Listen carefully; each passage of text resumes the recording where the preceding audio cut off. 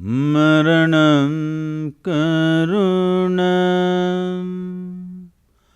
Milanam Maduram Smaranam Karunam Kalavashadiha Sakalam Karunam Samayadipate Akilam Karunam. Good evening. Good evening, everyone. So I'd like to say what a pleasure it is to be with you again. I caught you in India. Yes, we caught each other in India, and before that had the opportunity years ago to have a dialogue at the synagogue. It is remarkable everything you have done in the interim, as it was everything you had done before. I was listening to the parade of influentials, and all I want to say is it's much more impressive to be among the most influential people in India, because there are only about 15 Jews, but there are a billion Indians. So to be among the 50 most influential people in India really is an achievement worth noting. What strikes me, and the first thing that I want to ask you about before I get into specifics, is the enormous range of the things that you are both passionate about and influence, that go from, even though all the source may be internal, but they're very much about the world, about the environment, about human flourishing, about poverty, about all the, what we think of as social causes, and therefore in some sense external, but primarily, of course, your life is about the internal life. So can you tell us how it is, first, that you have such a range, and second, is there anything that you say no to? Well, I have no many passions. My passion is very one-pointed. My passion is for life and everything related to life. Till now, I've not done anything not related to life. So, it's very unifocus, just life. When you handle life, there are many aspects. Different people are engaged with life in different ways, so inevitably you get engaged with all that. Do I say no to anything?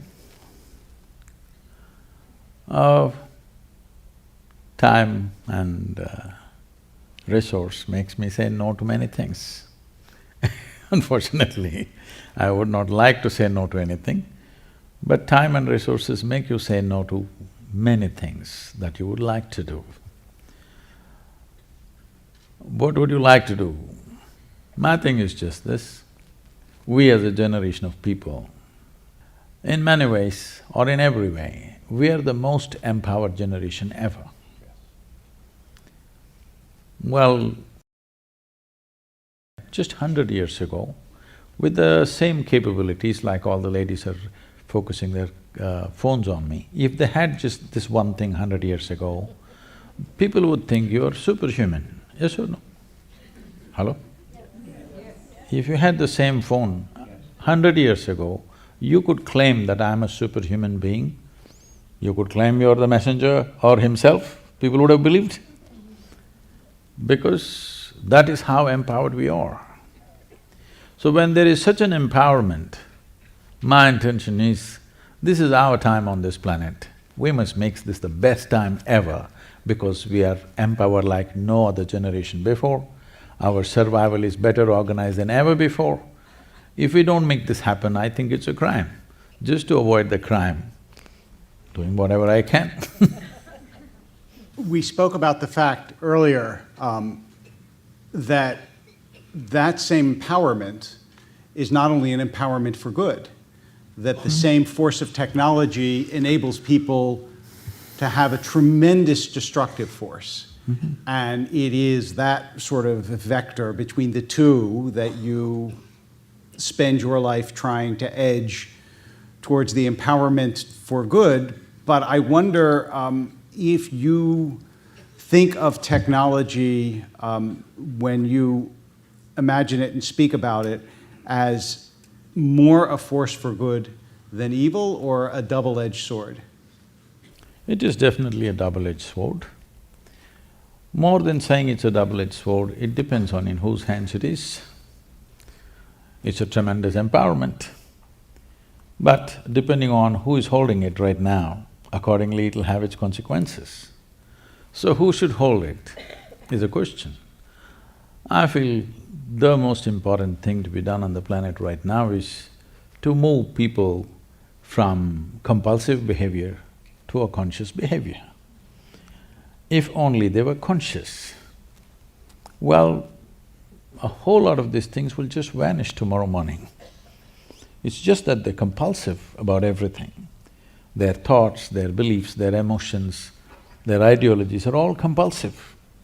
Because of this compulsiveness, they will do things that you cannot imagine human beings can do to each other.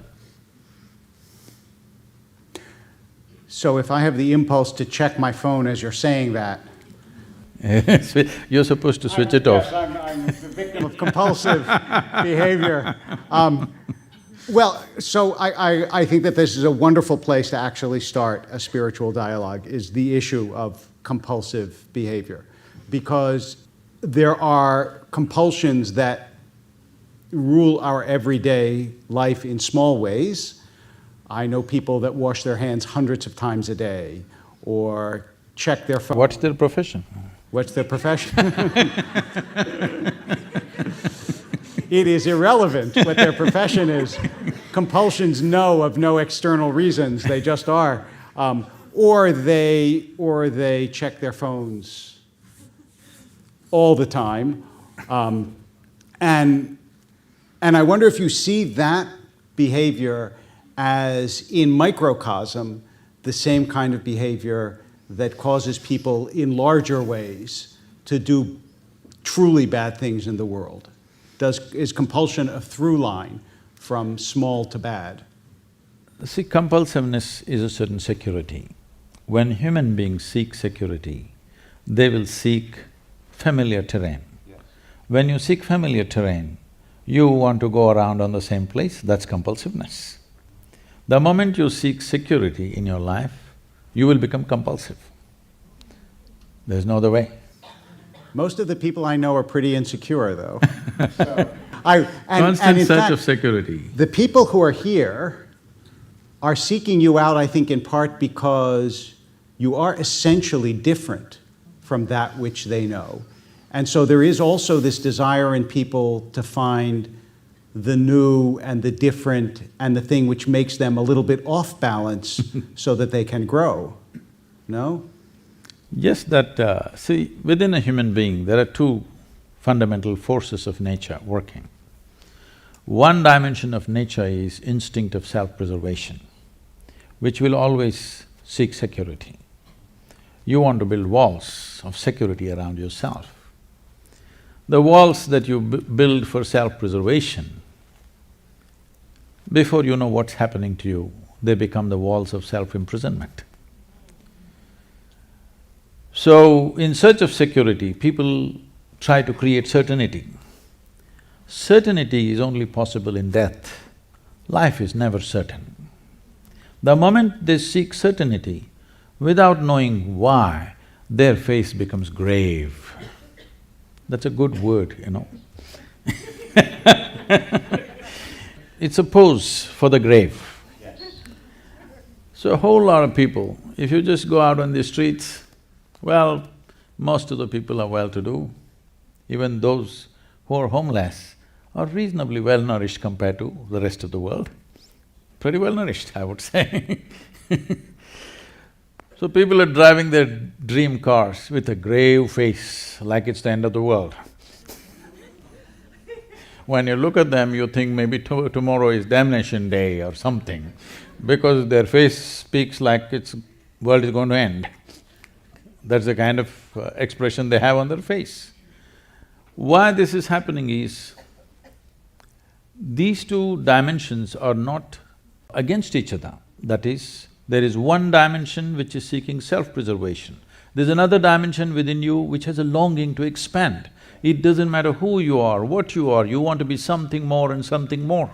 Even if I make you the king of this planet, still you will seek the stars and the galaxies. This is the nature of the human being. So there is one dimension of you which is seeking security, there's another dimension of you which is seeking limitless expansion. So these two things within the human intellect has become a conflicting process, but existentially they are not conflicting, because when we talk about preservation or self-preservation, the only thing that needs to be preserved about any of you is your body. Because if you break it, you can't recreate it. So we must preserve this, it's important. But suppose today I trample on all your thoughts, your emotions, your ideas, your beliefs, your philosophies, everything, I break it right now, what's your problem? Next moment you can create a whole set of everything. But right now if I step on your thought or emotion, the pain that you go through is much more than when I step on your foot, isn't it? And that is because your identity has become so physical. You have turned your thoughts and emotions, everything like physical existence. Now, everything in you wants to build a wall, not just physical self-preservation, you want to preserve your thought, you want to preserve your emotion. You could as well be in the grave, I'm saying. You'll be pretty well preserved. You could have gone to Egypt. You know, some of them are preserved for 1,000 years. So preservation is only for the physicality, we have to protect this body, there is no other way.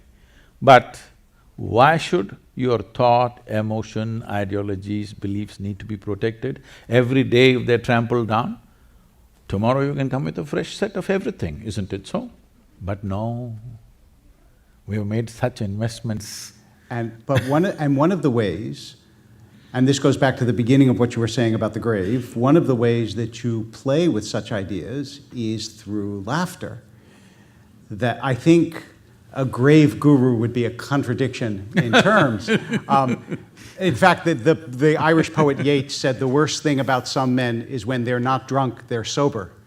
And if you are too serious and you don't have that playful aspect, I think it is harder to change the way you think and look at the world, and I don't want to miss that part of the way you presented it, because the lightness and the not lack of seriousness, but lack of grave unhumor is part of the way I think that we expand ourselves and don't stay in one place. See, laughter is not something that you develop as an attitude. It's just that if you I'm sorry. Oh no, I just think you're making my point.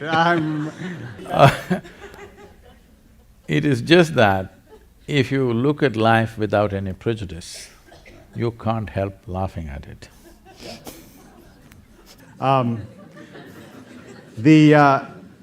The second part is, I think that, you know, when I speak to our high school students, I always tell them that the indispensable quality to live a good life is courage.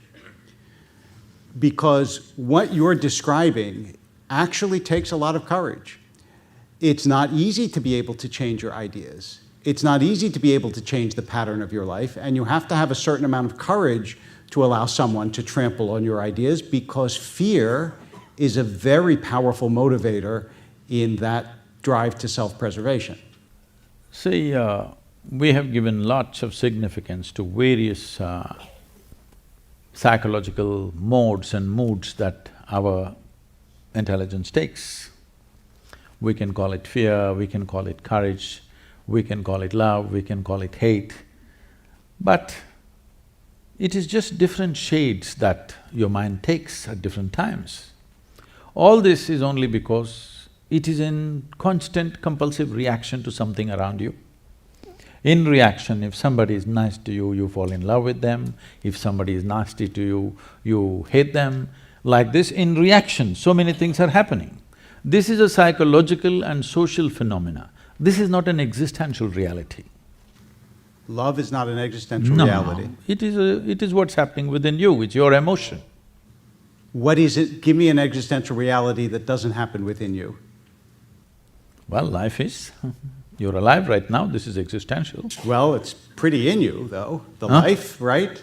I mean, I don't know, the modes of life, the only thing that I have a problem with in the way you said it is you said it's just the way your mind. And it seems to me that Let me put it that this love way. is a profound reality in people's lives, as is thought or learning or all these things that may seem transient but are in fact, I think, deeply rooted in the human experience. Let me come to that. So it's like this. If your body becomes pleasant, we call this health. You want it? Yes. Hello? Yes. If it becomes very pleasant, we call it pleasure. You want it? Yes. I got a bigger yes for that than health. If your mind becomes pleasant, we call this peace. If it becomes very pleasant, we call it joy. If your emotions become pleasant, we call it love. If it becomes very pleasant, we call it compassion. If your very life energies become pleasant, we call this blissfulness. If it becomes very pleasant, we call it ecstasy. If your surroundings become pleasant, we call this success. Only for success, only to make the surroundings pleasant, there is a challenge because you need the cooperation of all the forces which are here. But to make my body pleasant, mind pleasant, emotion pleasant and energies pleasant is 100% my business. But right now, what is entirely your business, you're trying to handle it like a social phenomena, so it looks so complicated and all the problems associated with it. But actually, you being peaceful, you being loving, you being joyful, every human experience happens from within you. Whether it happens with external stimuli or its own self-start, this is the question. What I'm asking you is, you remember, maybe you don't, you're still a young man. See, that was pleasant. So, if you had a car in 1950s, you would park it on the slope and in the morning you need two people to push the car. Later on in 60s, crank start, you need one more person to help you. Today everything is self-start, you have a remote which starts your car these days. Now you're driving a car which doesn't even start, it just goes. So, it's just upgradation of technology. So I'm saying, would you like your peacefulness, your joyfulness, your love, your blissfulness, your ecstasy be on self-start or push-start? This is something you have to make up your mind on. So, I'm gonna summarize back to you and you tell me if I understood what I heard. You're trying to return people's almost ownership of their own states of being to inside themselves rather than assume that they have to come from the outside or rely on the outside for them to feel the way they feel. This is part one, is that correct? I would just change one word in that question. It's not a state of being. Me being peaceful is not my state of being. Me being loving is not my state of being. Me being joyful is not my state of being. It's just my thought and emotion playing pleasantly. It's like today, the weather's great. Similarly, my inner climate is doing great right now. This is not a state of being. We must understand this. This being word is being used everywhere as if it's a quantity. People say, this being, that being. Being is not some kind of a quantity. It's like I'm speaking. This is an activity. This is in motion. Only if I speak, there is speaking. Only if I walk, there is walking. Only if I be, there is being. Well, you be. Huh? You be, though, right? I can, and so I'm not fully persuaded yet by that distinction, but nonetheless, what is interesting in part is that you do actually spend an enormous amount of time and energy, though, trying to make the external world more pleasant for people. The best example is the River Project, which is a remarkable accomplishment and enormously ambitious, and all about making the external world better. So just ensuring that tomorrow our children have water to drink, is it very ambitious? It is today. I mean, you wouldn't think so, but the scale of work that it… That is there is a scale because there is a scale of disaster unleashed by people. But otherwise, to look at it simply, ensuring that there is water for your children to drink, is it very ambitious or is it very natural? People have become so unnatural that they don't care tomorrow's generation whether they have water to drink or not. So, I think it's very natural, it's very human for you to respond to these things. But the essence of work is not in that. These are unfortunate needs of our times in which we exist. If I was here 100 years ago, I wouldn't be talking about rivers for sure. So rivers are not my project. Unfortunately, I see a disaster unfolding, so something has to be done about it. When I just stepped out, this is a 30-day journey where I drove 9,300 kilometers personally myself, and we had 142 events in these 30 days and 182 media interviews, and 162 million people responded. The largest ever movement on the planet. 162 million people responded to this, and we changed the policy.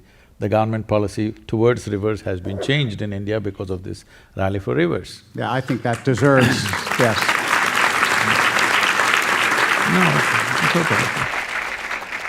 But the important thing is this, why that many people responded? People were asking me, Sadhguru, you got the whole nation together, all the opposition parties, all political rivals, everybody came together for this one thing. I said, see, when I look at it, everybody knew this needs to happen. But they need a fool to bell the cat. They found me.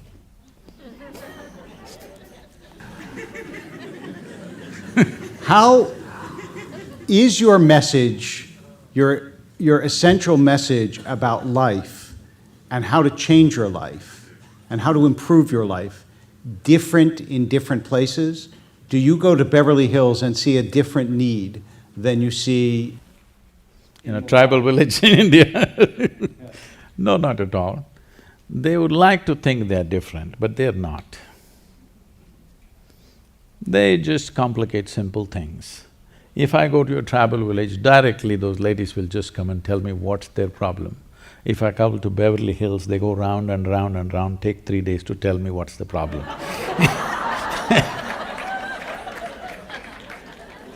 Welcome to my hood, Sadhguru.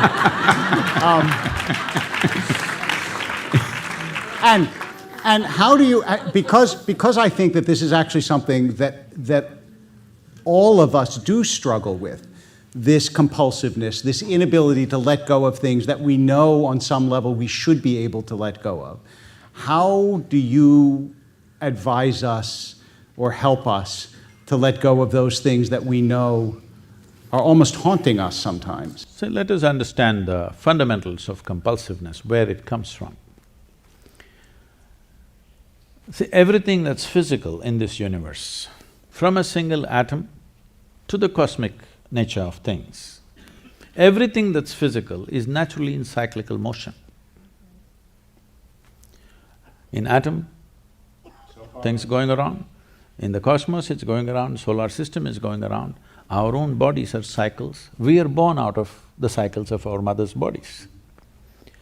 So, the moment you're identified with the physicality of who you are cyclical in nature. What is cyclical is compulsive. What is cyclical has taken a compulsive pattern. It has to do the same things again and again. You try as hard as you want, it will not go. You will give up one and hang on to another. I hope with a Jewish rabbi a joke is allowed. A Jewish rabbi, actually, a joke is mandatory. Yes, so. okay, that's good. This happened.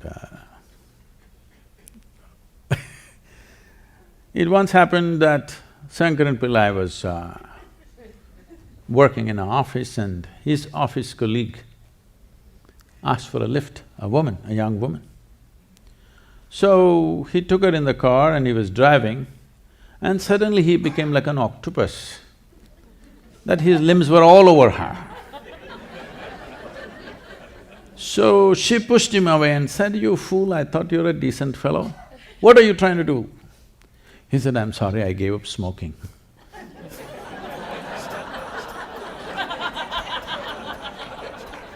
So, if you try to beat compulsiveness with force, you will switch from one cycle to another cycle, another cycle to another cycle.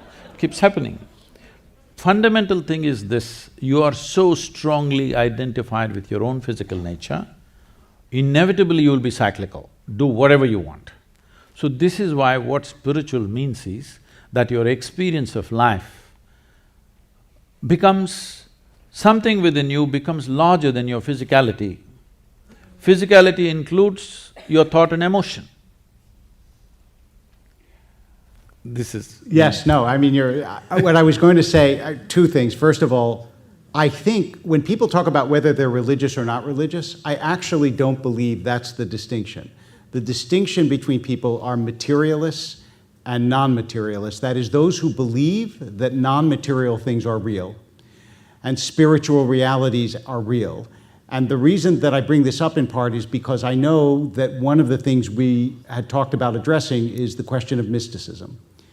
And it seems to me that both our traditions share a belief that the world that you can see and touch and feel is not all there is. And just now, as I understood you, you were appealing to the non-physical parts of ourselves as a sort of antidote to the over-reliance on the physical part of cyclical compulsiveness. See, it's not a question of… Just say yes to one of my questions. Tell me right, you got it right, Rabbi. Okay. I'm working here. Yes, but…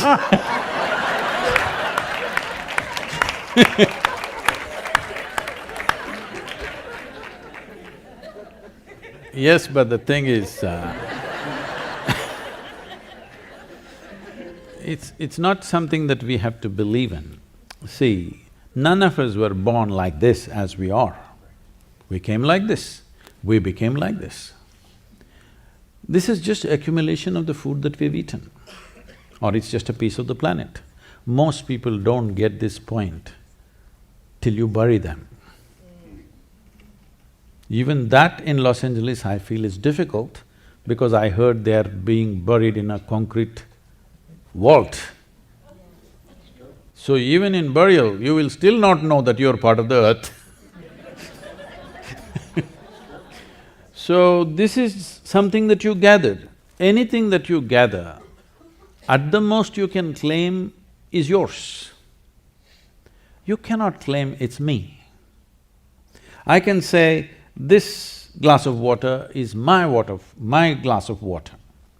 But if I say this is me, you know that I'm a case. You know for sure. So if you say this is my body, yes, it is right now, till we bury you. But if you say this is me, you're a case.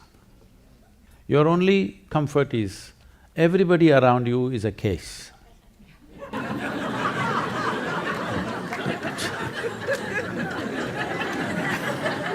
This is how it is in an asylum. The only nutcase is the doctor.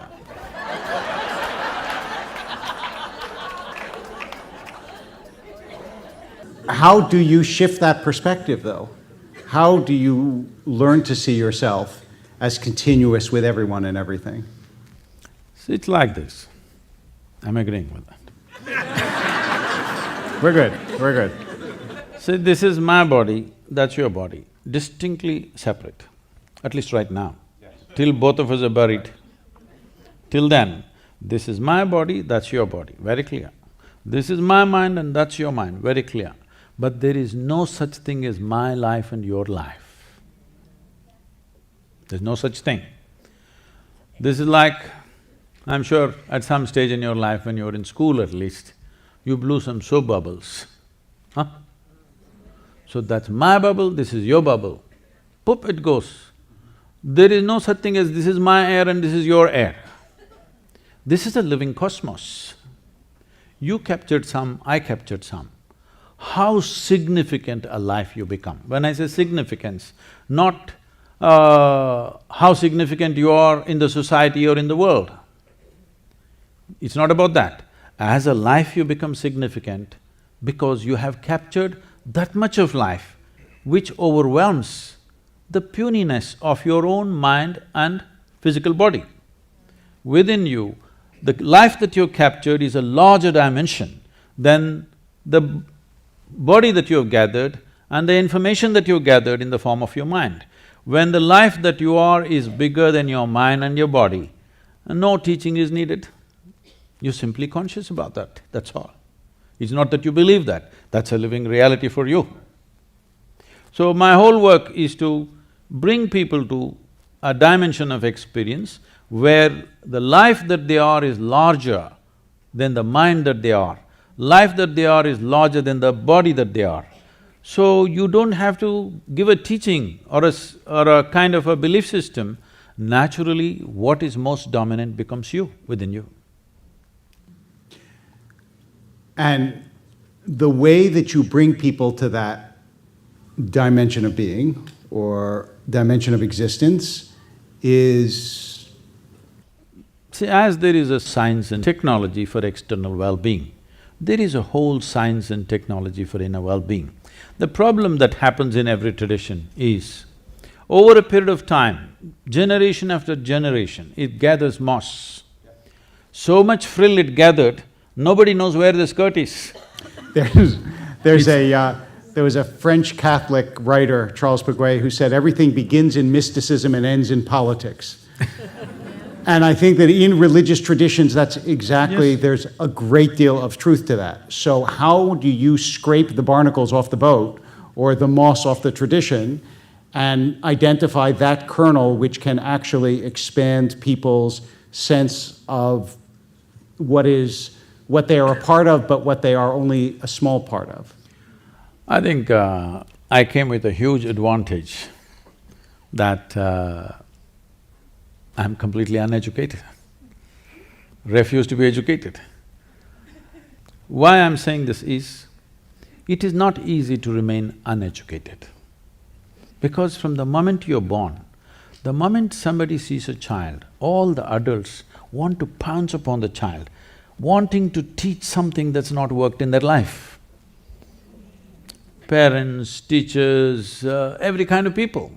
The moment they see a child, they want to teach the child something.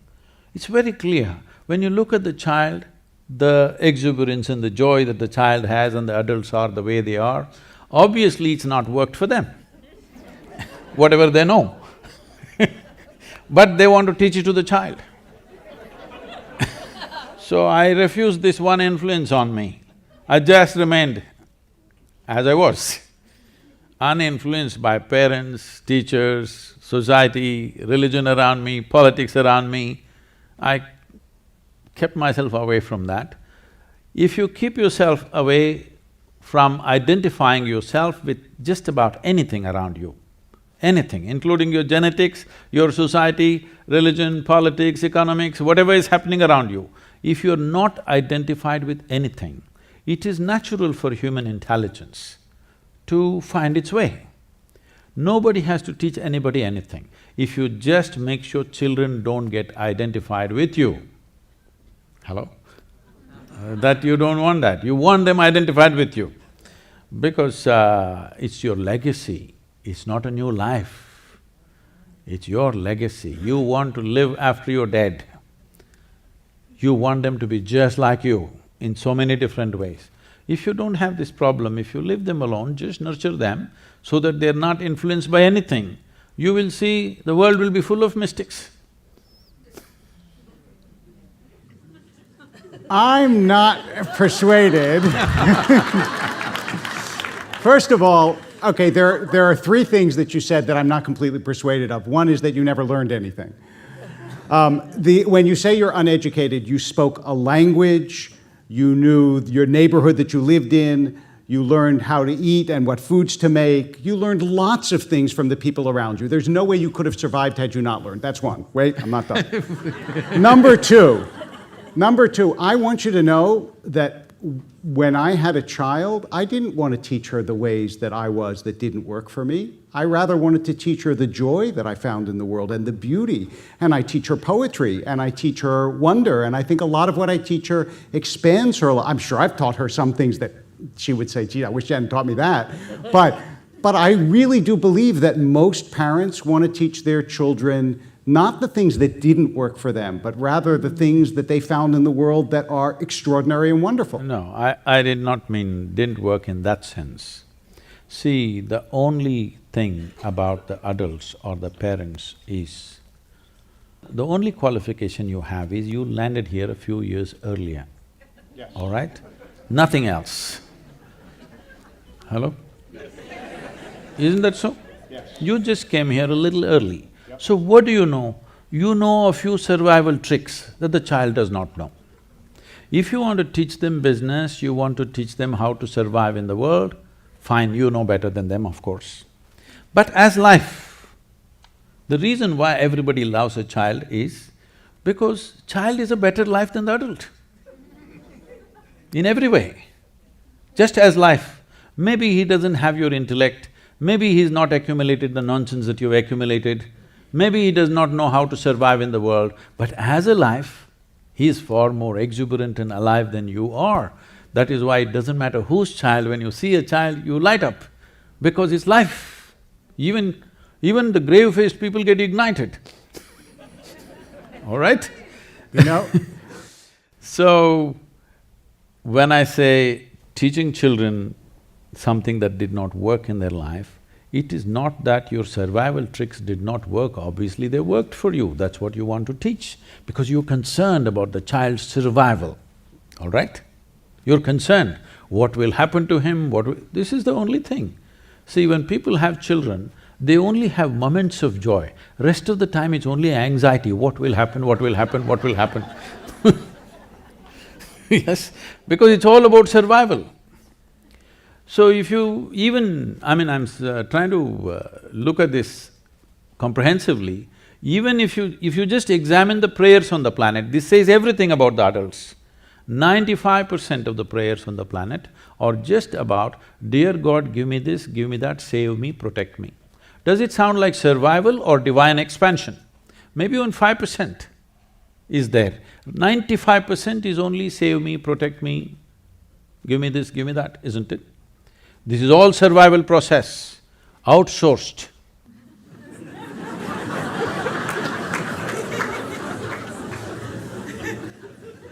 Well, yeah, I admit that you are the first person that I know who preaches a desire to uneducate people. And I understand what you're saying, that there is a pure life to a baby, but I don't believe that pure lifedness can exist in an adult the same way it does in a child. I said the same way that it does in a child. No, look, you're a man, in all seriousness, you're a man who has political savvy, you've written books, you travel and speak. There is a certain sophistication to your lack of sophistication that I think is quite right. That seems to be pretty clear. I'm not suggesting, oh, you're just like everybody else. But I also think that maybe you are overplaying the extent to which No, let me civilization, make this clear. I civilization is a saying. bad idea. No. I think it's usually a pretty good idea, often. No. Civilization is organization of basic human intent, just an organized structure. But organization can also get suffocating for the growth No question. of an individual life. Yes. When you are 5 years of age, let's say, when all of you were 5 years of age, how joyful, exuberant and alive you were, and how you are today, though for all of you I can see life has worked out very well, better than you would have imagined for many of you. In spite of that, compared to how you were 5 years of age and today how you are, has it gone down or not? See, I want you to understand, with age, only physical agility can go down, aliveness need not go down. Hello? So are you trying to die in installments? That's all I'm asking you. It seemed foolish to do it all at once, so I thought I would do it gradually over time. But what I would say is, also, I'm not sure that I would privilege aliveness over everything else, because I might be less alive than I was when I was 5 years old. But I wouldn't go back to being 5, because I have so much now that I did not have as a 5-year-old, and some of it, like sad memories, ways in which I've hurt other people, ways in which I've hurt myself, some of it is stuff that may diminish my life, but I also think has made me wiser, broader, more empathetic, more sympathetic, deeper, all of those things. So I don't see this as a one-way street. See, essentially, you are trying to, prescribe some amount of suffering for everybody so that they become wiser. No, I'm saying that a certain amount of suffering is inevitable, and once it happens to you, I'm not sure, you wouldn't choose it, but I'm not sure that once it happens, when you look back on it, you would say, it didn't actually allow me, in some ways, to deepen myself. I don't think that that's unfamiliar to your religious tradition. It certainly isn't to mine. No, I was just about to clarify that. When I said I came with an advantage, I did not belong to any tradition as such. I did not identify with any tradition, nor they could put me into any tradition. This is all I did. I did not identify myself with anything. Just to tell you to what extent. I was around maybe 12 years of age, and in India, our mothers and parents generally, they're not given to everyday profess, I love you, this and that. There is no verbal expression of love. They live for us. We know the question of whether they love us or not doesn't arise because their lives are about us. So, it never occurs whether they love us, don't love us, such things don't even exist. It is just their lives are dedicated to us, so we know they live for us. So, when I'm around 12 years of age, some tender moment and not exactly I love you, but in some way she expressed her affections towards me. I'm in that mode at that time, struggling, that I made sure that I don't belong anywhere, but at the same time I'm extremely involved with everything. So I just asked… it was a natural question for me. I asked her, suppose I was born in the next house, would you still feel this way about me? She just teared up. I didn't know what I said wrong. I thought I just asked a question. But somehow she just teared up and went away. And after 10 minutes she came back and she did something very strange. She came and touched my feet and she was all in tears. I didn't know what to say. I said, what did I do wrong? I just asked a question. But when I look back later on, when things changed within myself, I saw that she saw the point, she got it in such a profound way, because it is true that her affections are simply because I am her son, not as a life, not as just another being. If I was somebody else, she wouldn't feel the same way. When she realized that, she just kind of, an expansion is also cracking up, The eggshell has to crack for something new to come out. So, I just kept… See, if your intelligence is not aligned or associated or identified with anything, it is natural for human intelligence to seek relentlessly. Seeking relentlessly means without any purpose. See, the difference between… because you mentioned the word mysticism, the difference between mysticism and other ways of doing things is, everybody is trying to find something. A scientist is trying to find something.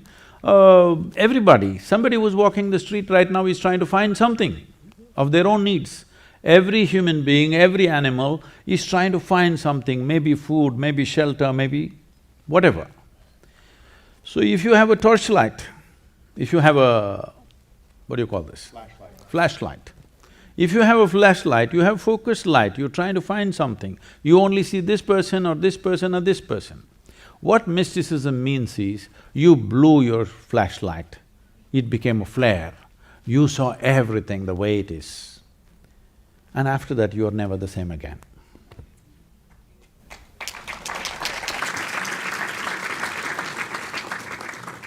Some people in the group, to hear you, have sent up some questions, and I'd like to ask you some of the questions that were…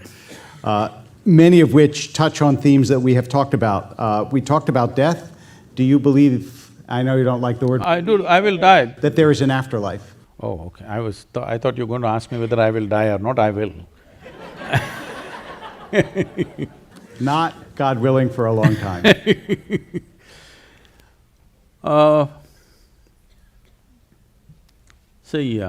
The question is there a life after death? I think some things you know best only by experience.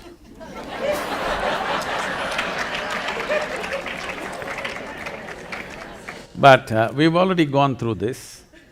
It's very clear that we gathered this body. It's very clear we gathered these impressions of the mind. If we have to gather so much, there must be something more fundamental, whatever it is. Something must be more fundamental than physical body and the mental structure. So, essentially, the question that you're asking is not about what happens after death. The question that you're asking is, what is the nature of my existence? Is it not very important that you should know this here, now, when you're alive? So if I tell you, yes, there is life after death, if it is comfortable for you, you believe me, or you will disbelieve me. If you believe me, you will not get any closer to truth. If you disbelieve me, you will not get any closer to truth. All you will have is, you will have a fancy story to tell. Sometimes pleasant story if you believe, if you disbelieve, a nasty story about me. But nothing about your experience of life will change, isn't it?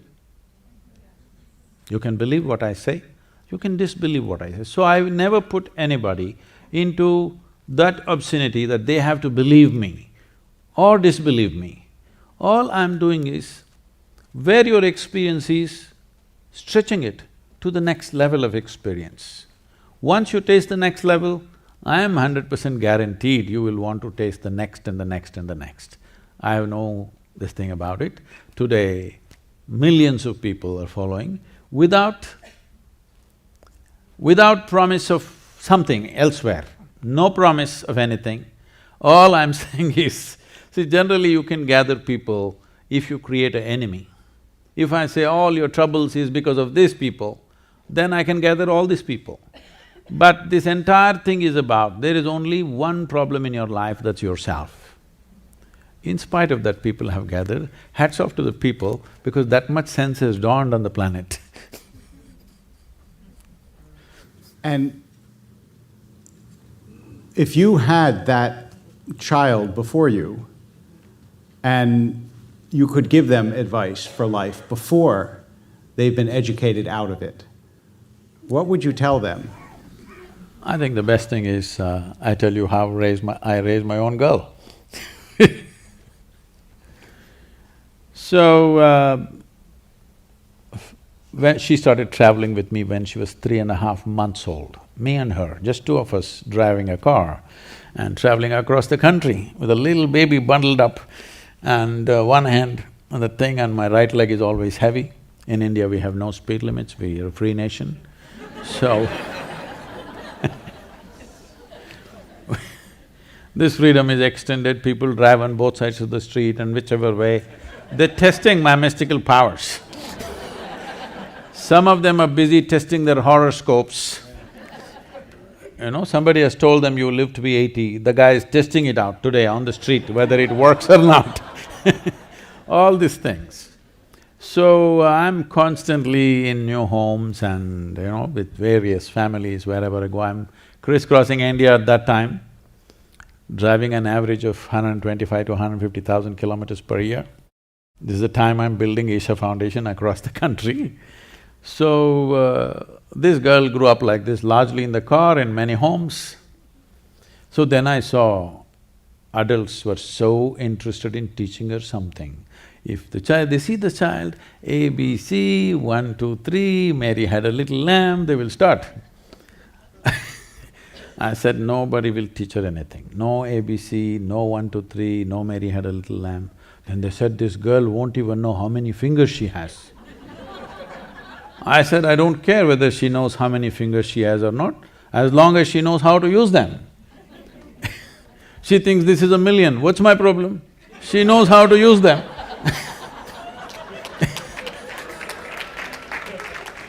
And I don't care whether Mary had a lamb or not. So I made this rule, nobody teach her anything.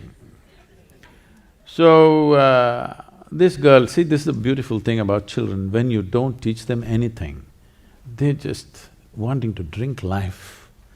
By the time she's 18 months old, she speaks 3 languages fluently, because nobody's teaching her anything, no ABC, no nothing. And by the time she's 4.5 years of age, I've actually checked this, she remembers over 800 names of people, adults, and she thinks they're all her friends. She just sits down and making phone calls after phone calls to all of them and having long conversations with them. Because she doesn't know that she's a child and they're adult, she thinks they're all her friends. So she grew up like this. I wouldn't have sent her to school, but my schedules went crazy. So I put her to a school where there's very little of schooling.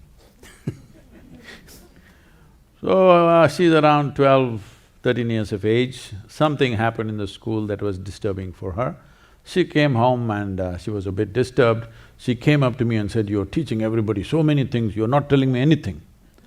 I said, well, I'm not known to do things unsolicited. Now that you've come, let us see, sit down here. Then I said, this is all, it's very simple. Don't look up to anybody. She looked at me like this, saying, what about you, kind of thing. I said, especially me. If you look up to me, you'll miss the whole point. All you will do is maybe make a photograph of me and nail me to the wall. You have to see me as I am. If you see me as I am, there is much for you. If you look up to me, you'll miss the whole point. And don't look down on anybody. Don't look up to anybody, don't look down on anybody, this is all. Then you will see life just the way it is. If you see life just the way it is, you will navigate your way absolutely effortlessly. At the age of 15, I took her out of school and she went into classical dance. Now she's a well-known dancer in India, very no education. That's a time when, all her friends in school, somebody is going to Harvard, somebody is going to Stanford, all this. She said, I want to do law in Harvard. I said, see, just don't go by this, I'll take you around a journey. So I traveled, I took her to Oxford, Cambridge, Harvard, MIT, West Virginia University, Stanford University. I said, see, this is what you got. Just spend time. And then I took her to this very traditional dance school. And the way the children were, she sat there and she wept. I said, what? She said, I'll join up here. I said, it's great because there the monthly fee was 162 rupees per month, which is $2. per month. I said, this is a great choice you made. And you said you didn't learn anything. I had asked you this actually earlier because I really want to understand, and I don't understand, the conception of God that you have, or gods that you have. And we had talked about it before, and I wonder if there's some way that you can explain to us how you think or how you understand God, gods, the divine. Do you have a conception of that? And if so, what is it? So when we say conception, we are referring to concepts. When we say concepts, obviously they're constructed in our minds, whatever our concepts are.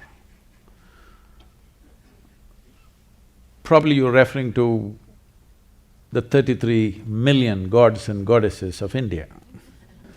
These 33 million happened when our population was 33 million.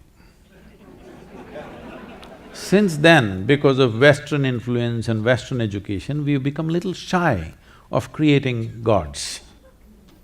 We must understand this. In India, in the northern part of India, these terminologies have been lost because of invasions and the kind of beating that northern India has taken over a period of time. But in southern India, still a deity or see, the word God doesn't belong to India, we don't have such a word actually. There's no the God word anywhere. We call them Bhagwan. Bhagwan means a blessed being. That's the highest word we kind of have, there is no the God word anywhere.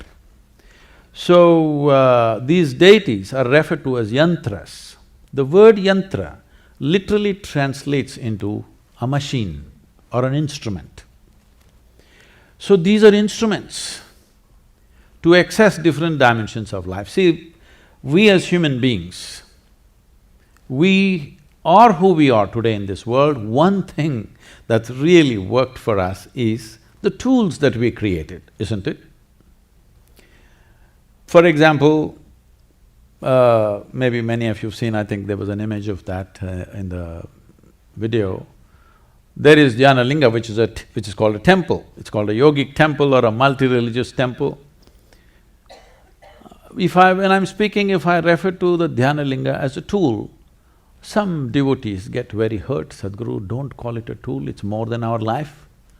I say, that's fine. If you think I'm offending you by calling Dhyana Linga a tool, you do one thing, you come to the yoga center, I'll give you plumbing job, 3 days. You do it, I won't give you any tools. Just with your bare hands, you can use your teeth. In 3 days' time, all your nails will be gone, some of your teeth will be gone. Then if I give you a spanner, will you worship it or no? Hello? Yes. It's the tools. It is the tools. Right now, I'm speaking here, it is the instrument called microphone which is really speaking to you. Otherwise, if I spoke here, these 10 people would hear, the people behind would poke them and what did he say, what did he say? They would say whatever the hell they wanted to the person behind. This is how it happened in ancient times. Because only these 10-15 people heard. See, today microphone. Why? Because we can speak. To enhance speech, we got microphone. That is not good enough, we made a telephone. We have vision, so we made a microscope, we made a telescope. Because we can walk, we made a bicycle, we made a car, we made an airplane, we made all kinds of things. If you were made like a tree, rooted to one place, would you have thought of a bicycle, I'm asking? No. Because every instrument or every machine that we have created is only an extension of our existing faculties. We have not created anything absolutely new. Everything is just an extension of our existing faculties. So the deities are like this, they're made for different purposes. For every kind of purpose in life, there is one deity. So if you want money, there's one deity. If you want power, there's another deity. You want knowledge, there's another deity. You want love, there's another deity. You want to be fearless, there's another deity. Like this for everything. Just to cap that, you've heard of Ramanujam, have you? No, the mathematician? There was a movie about him. Yeah. I saw that movie here in Los Angeles, I think. You know Ramanujam? So Ramanujam is late 19th century and early 20th century, 1911 or 1912, he died, I think. He was born… Very young. Yes. He was born in Tamil Nadu, where we are, in the southern state. He started pouring out mathematics. He's a devotee of a particular female deity. And he started pouring out books and books of mathematics, no training of any kind. So some English professor identified this and sent him to England, Oxford, right? I think so. So he just poured out mathematics. To what extent means, in 1910, he wrote mathematics or the mathematical structures for black holes, describing black holes, when there was no concept of black hole in the scientific community. See, in science, first the concept, then the theory, then the math. But he wrote the math when there was no theory, when there was no concept, he just wrote the math. He was dying of tuberculosis. He sat on his deathbed and simply poured out bookfuls of mathematics. People asked, where is this coming from? He said, my Devi, my goddess, bleeds mathematics. These are his words. Because he is using that deity to open up a window to the existence. I am a living example of that. Just opening up a window and suddenly everybody thinks you know everything, you don't know a damn thing. You just opened a window and you looked out and you're just talking whatever you see there.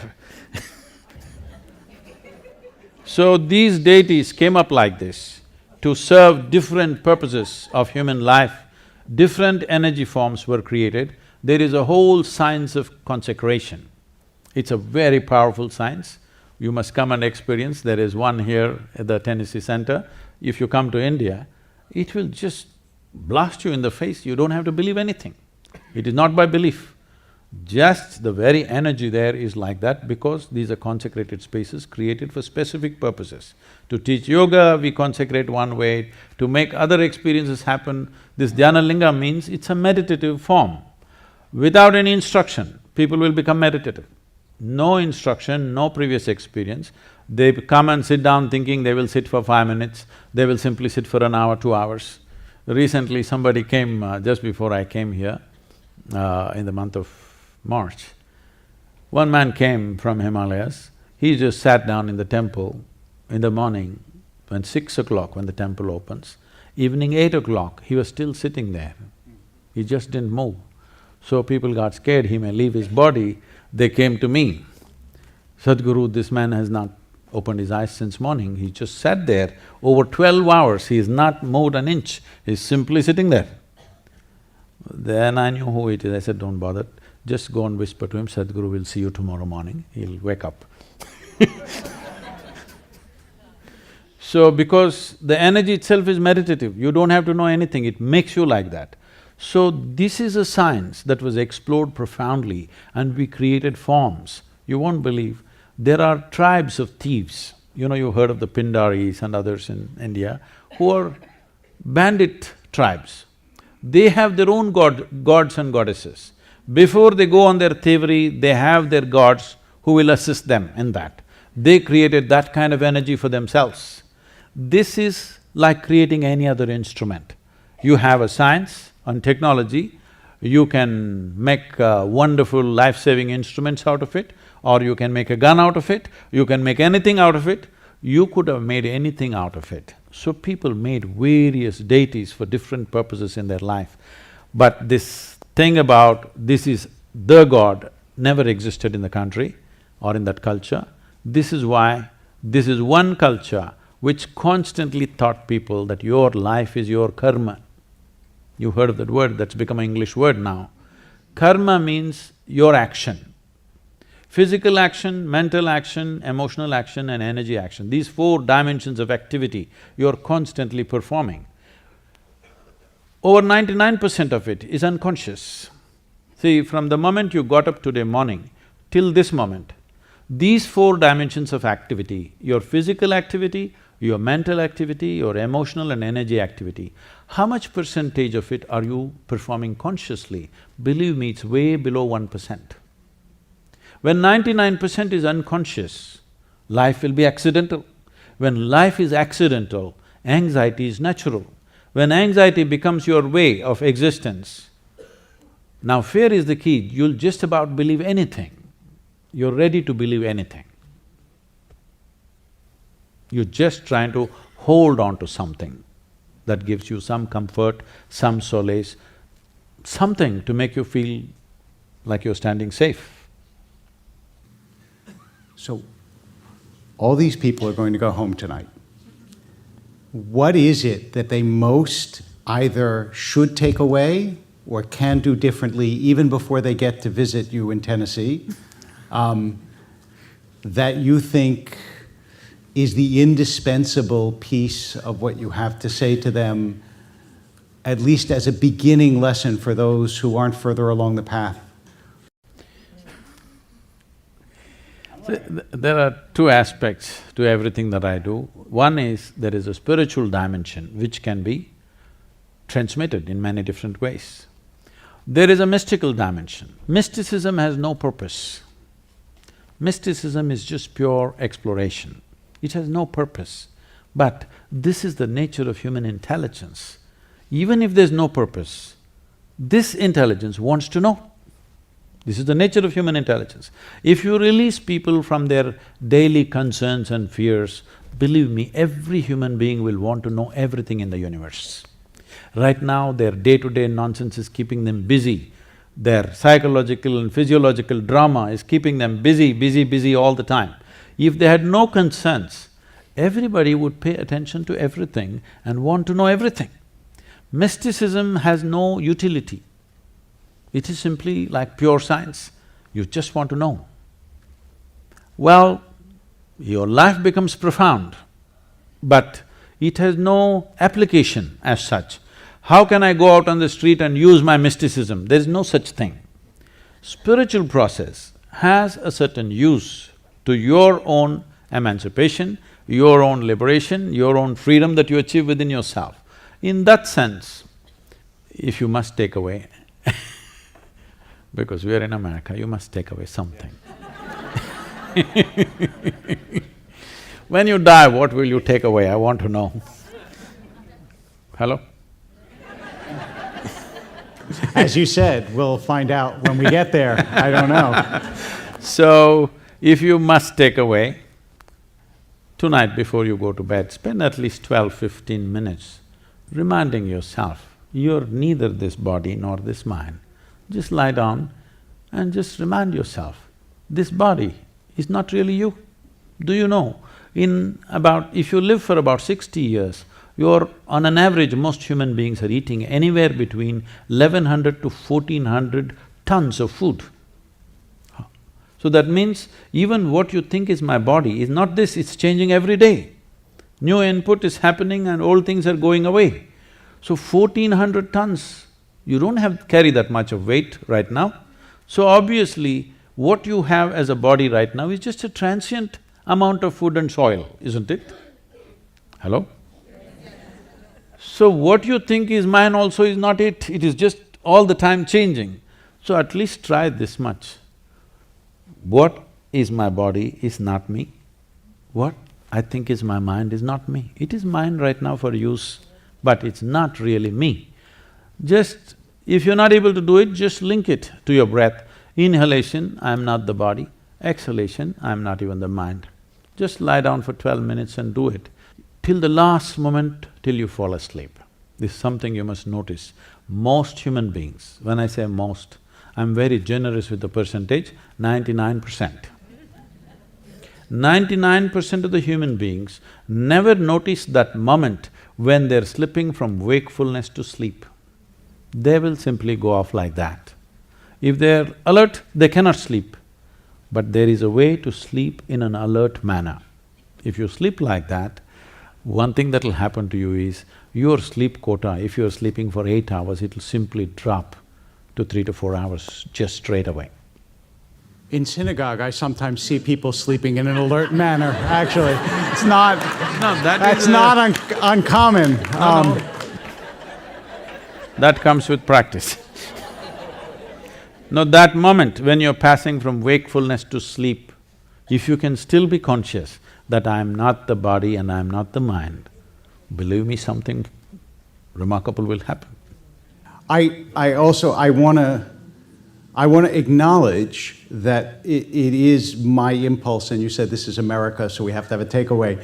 It is my impulse to ask you always what to do, and it is your way to talk not so much about the doing as it is about the larger perspective that you're trying to get to.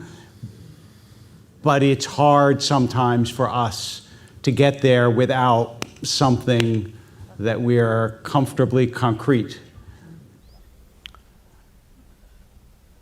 See, what are the instruments to be? That's what people are asking. There is a difference between being and doing. Doing is related to our body or our thought process or our emotion, or maybe even energetically you can do certain things. But being is not connected to any of these things because all these things you accumulate from outside. So a dimension which is not physical in nature, you don't do anything with it, there's nothing to do with it. It is just that if you… in your awareness, in your consciousness, if what is you and what is not you, there is a little space between you and your body, between you and your mind. If a little space arises, suddenly this is the end of suffering in your life. Because you know only two kinds of suffering, physical suffering and mental suffering.